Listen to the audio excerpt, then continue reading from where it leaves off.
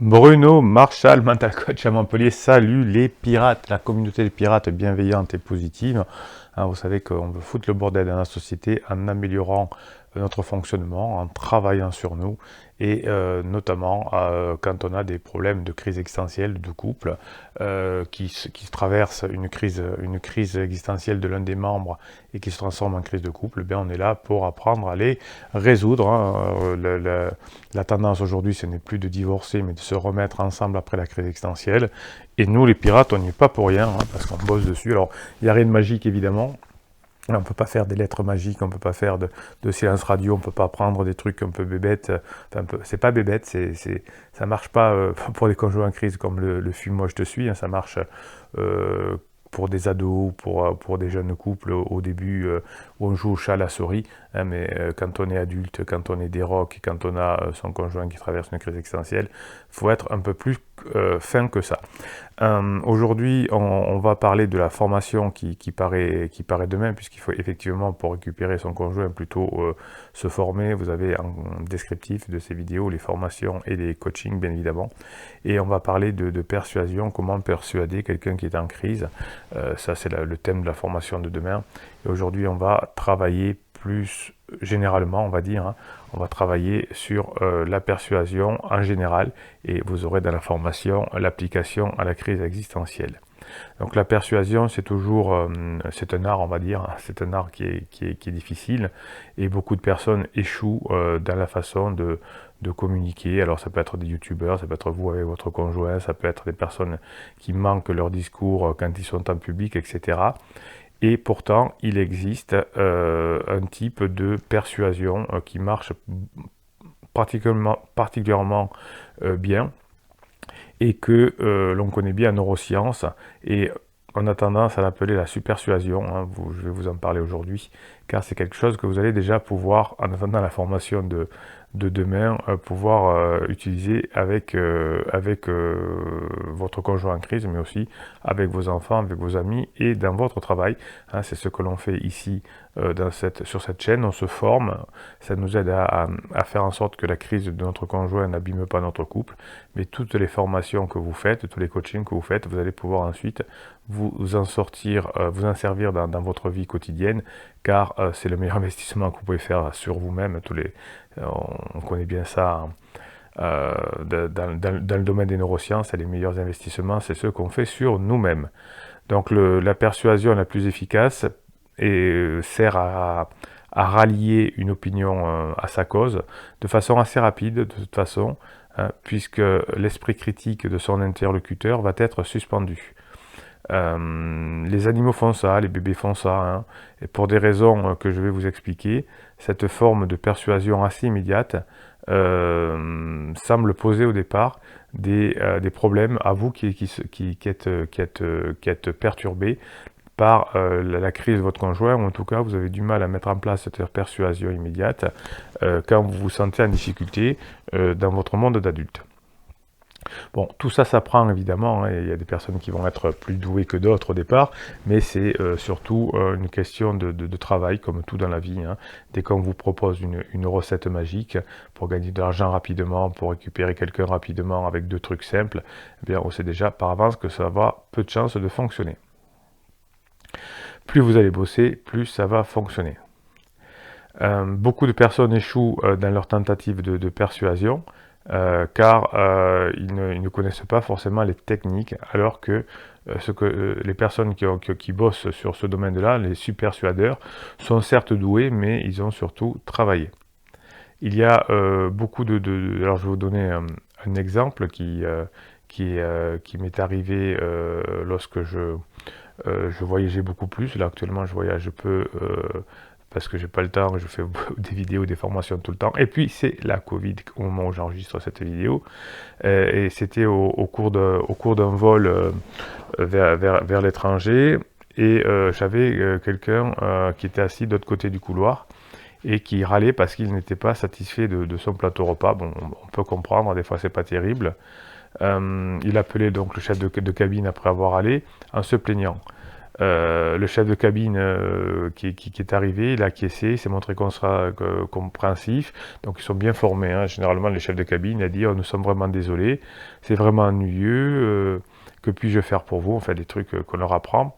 Le passager a dit, écoutez, c'est assez simple, je sais que c'est pas votre faute, donc déjà il a fait tomber un petit peu la pression, mais ça ne suffit pas, et vous savez quoi, je commence à en avoir assez des gens qui sont gentils. Oui, alors vous savez que moi aussi j'ai un problème avec le mot gentil, hein. Gentil c'est pas une qualité.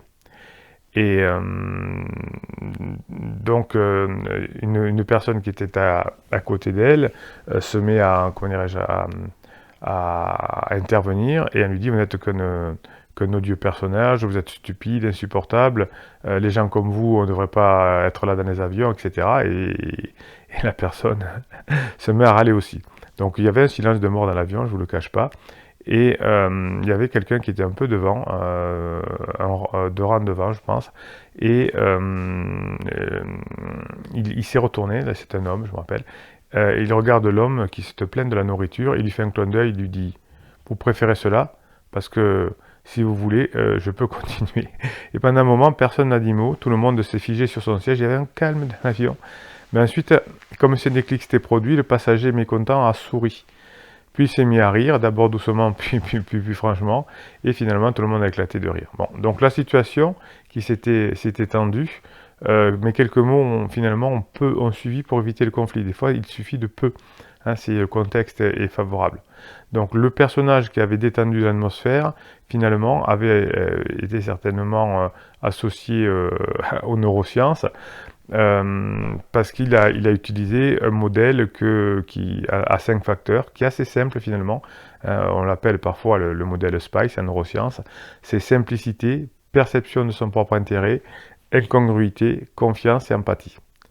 Donc ces 5 éléments, pris un par un, vont faire que vous allez être plutôt dans la supersuasion.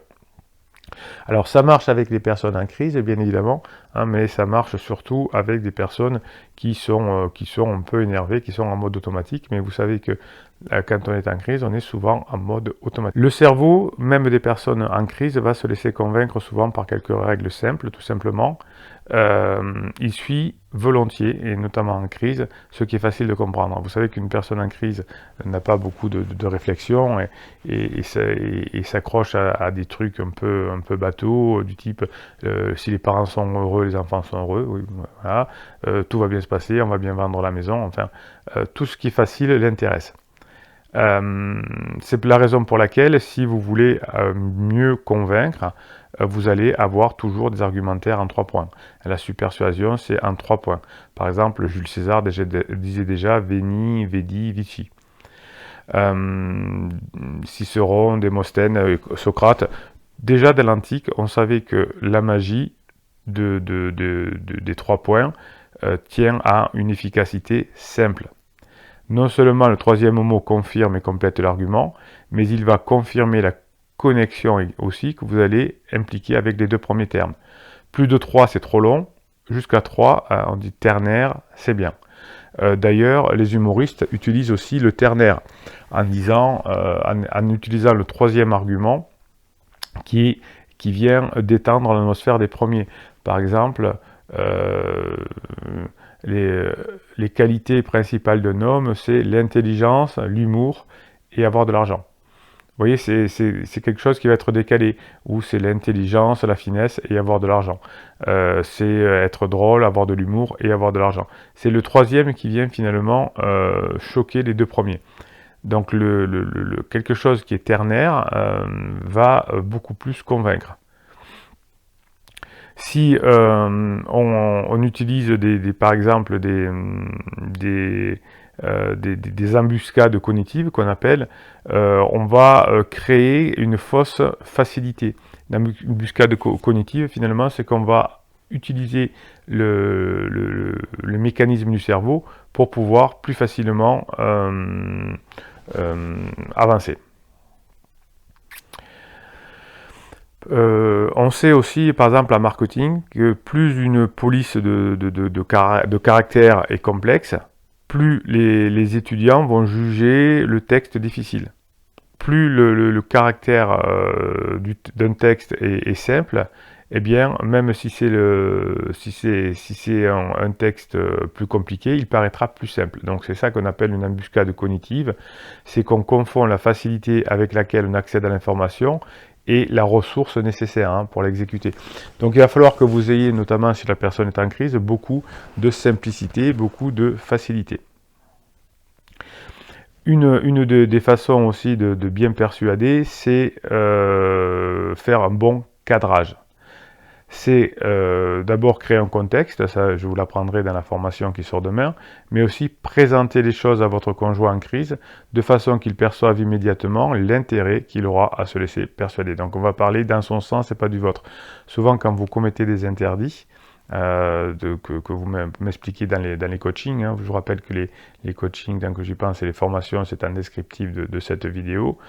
Dès que vous avez compris l'intérêt de votre interlocuteur, ce sera plus facile de le convaincre, de le persuader, notamment les personnes qui créent des produits, qui créent des avantages, ont bien ça en tête.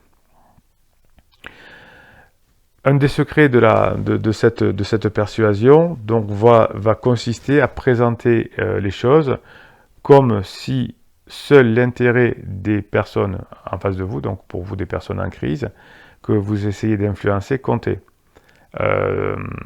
Par exemple, si on prend l'histoire, Louis XI, qui croyait beaucoup en l'astrologie, un jour un courtisan prédit la mort d'un membre de la famille royale, décès qui ne tarda pas à advenir, ça arrive. Le roi eut peur que la présence d'un médium si puissant à la cour ne menace son autorité. Il convoqua l'homme, bien sûr, avec l'intention de le faire défenestrer. On rigolait pas trop à l'époque, on disait pas oui, c'est pas grave, prends un appartement, etc. Là, on défenestrait, c'était plus rapide. D'abord, il s'est adressé gravement à lui en lui disant « Vous prétendez être capable d'interpréter les cieux, et dites-moi quel sera votre sort et combien de temps vous reste-t-il à vivre ?» Vous voyez que c'était malin. Donc l'astrologue réfléchit, puis sourit, il dit « Je mourrai ». Il répond « Je mourrai exactement 3 jours avant que votre majesté ne périsse ». Voilà, un exemple parfait, c'est apocryphe, bien évidemment, mais d'une perception aiguisée de l'intérêt propre du roi pour sauver sa vie. Donc si vous arrivez à faire ça, eh bien vous aurez compris. Alors, je vais vous l'apprendre dans la formation de demain, bien évidemment, mais vous voyez le principe, si vous arrivez à vous décentrer de vous, à vouloir convaincre que c'est bien pour la personne de faire, et que vous ayez compris le contexte, eh bien vous allez pouvoir plus facilement obtenir vos résultats. L'humour est l'arme absolue. Dans la persuasion, c'est l'humour, c'est l'acte absolu. Vous avez fait déjà il y a quelque temps une formation sur l'humour. Pour ceux qui l'ont pris, ça leur a changé leur vie.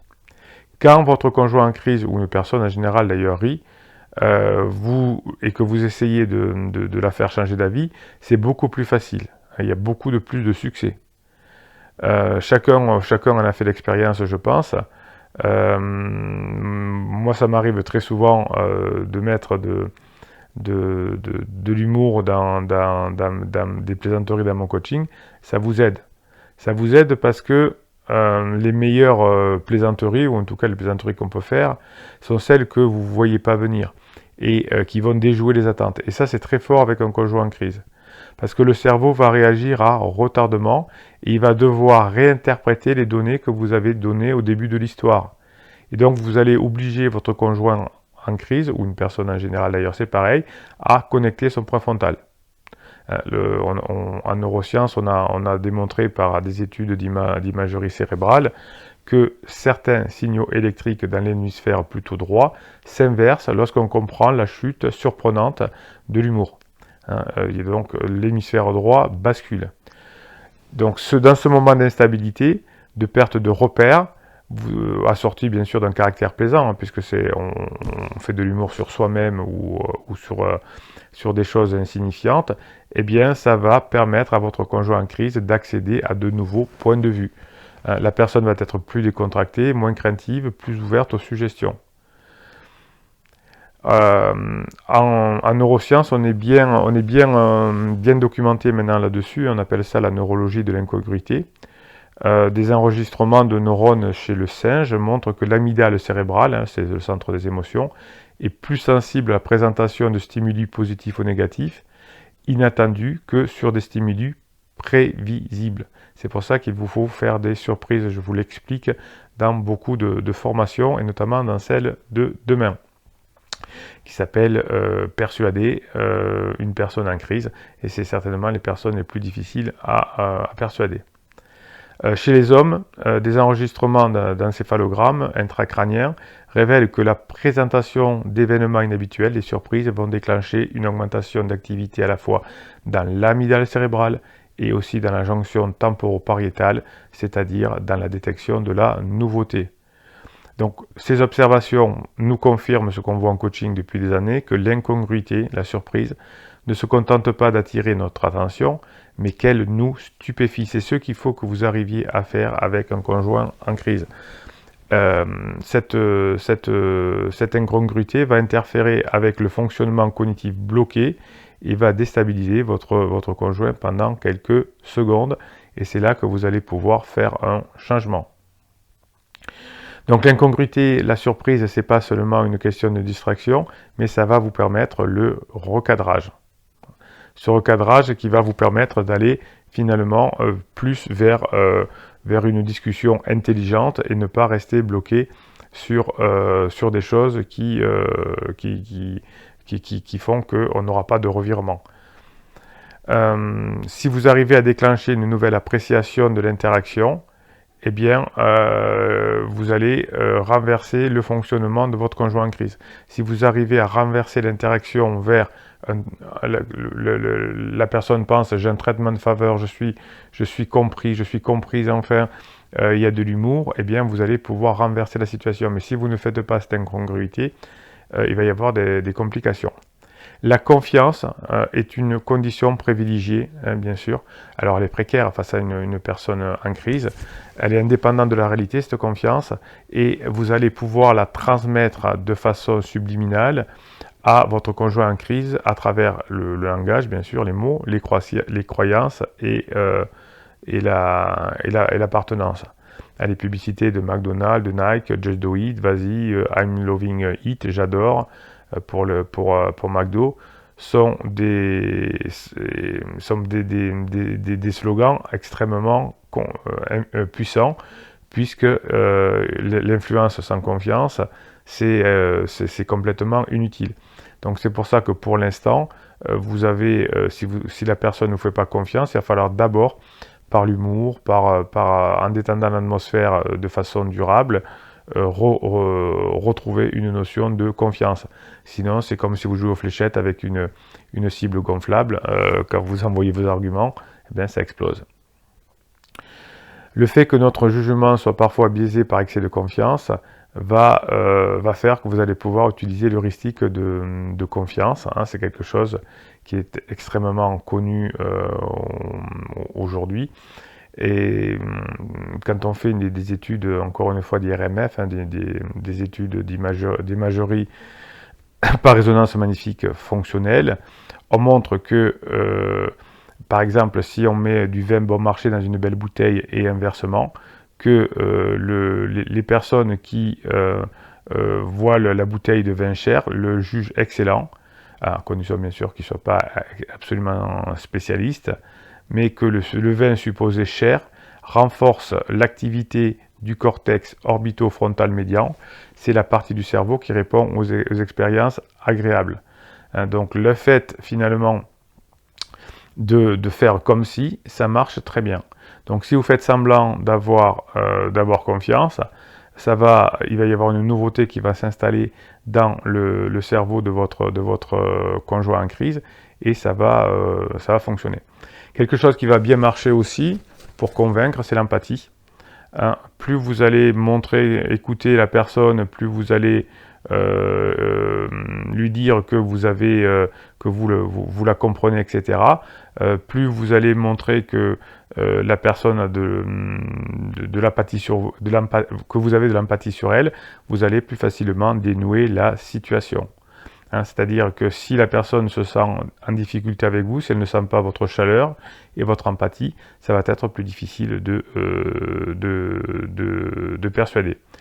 Donc l'empathie, c'est important pour tout, même dans les relations, comment dirais-je, médecin-patient. Hein. Si le patient se sent écouté, il va mieux prendre le traitement.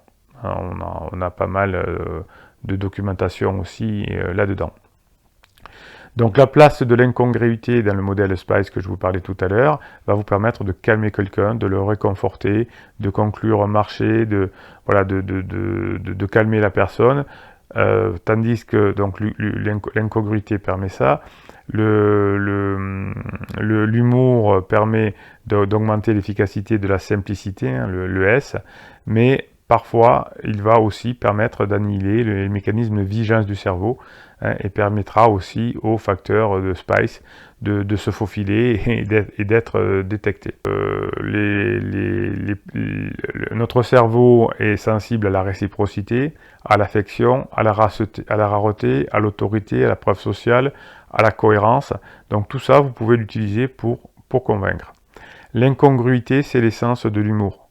C'est l'un des outils les plus efficaces pour désarmer votre interlocuteur et devenir ce qu'on appelle un grand persuadeur. Donc c'est toujours proposer des solutions, dire quelque chose qui est incongru, qui est inattendu, qui est un peu débile si vous voulez, mais qui va permettre de reconnecter le préfrontal. Voilà, tout ça je vais vous l'expliquer en détail dans la formation. On va l'appliquer bien évidemment au conjoint en crise, mais vous pourrez utiliser cette formation qui est super puissante dans tous les domaines de votre vie et vous saurez beaucoup mieux comment persuader les personnes autour de vous. Ensuite, une fois que vous avez cet outil puissant, l'humour et l'incongruité sont des outils hyper puissants. Une fois que vous les aurez entre les mains, vous pourrez l'utiliser dans votre boulot de tous les jours, avec vos enfants, etc. Bon, bande de pirates, maintenant vous avez un outil là qui est hyper puissant. Hein. On va l'affiner dans la formation qui sort demain sur comment persuader les personnes en crise. Mais vous allez l'utiliser avec parcimonie, vous allez l'utiliser positivement, hein, pour faire passer des bonnes idées, pour améliorer la société, pour faire en sorte qu'on arrête de croire des choses qui n'existent pas. Je compte sur vous les pirates, hein, vous allez utiliser ces méthodes de persuasion à bon escient. Ne me faites pas de bêtises, je vous préviens. Sinon, ça va mal aller. Bon, je vous kiffe, bande de pirates. Vous savez que pour diffuser nos idées, il suffit de mettre des pouces en l'air et des commentaires sur les vidéos. Et on se parle, et on se taquine, et on se fortifie. Quand ça va pas, on met un petit message en commentaire. Les pirates vous répondent, je réponds aussi. Le pouce en l'air, c'est aussi avec les commentaires pour que YouTube puisse proposer ces vidéos à de plus en plus de personnes et qu'on soit de plus en plus de personnes à avancer dans la société, à être positif et à connaître les outils de neurosciences qui permettent d'avancer. Voilà, mettez-moi un pouce en l'air, des commentaires, l'abonnement à cette chaîne évidemment pour qu'on soit des pirates forts. Vous avez le canal Telegram, demain vous aurez la formation, vous avez les coachings aussi, tout ça c'est un descriptif de vidéo, le canal Telegram, les coachings et les formations. Et vous savez qu'on a des private jokes aussi, on met l'église au centre du village de la société. Et Bruno Marshall, il vous dit à très bientôt.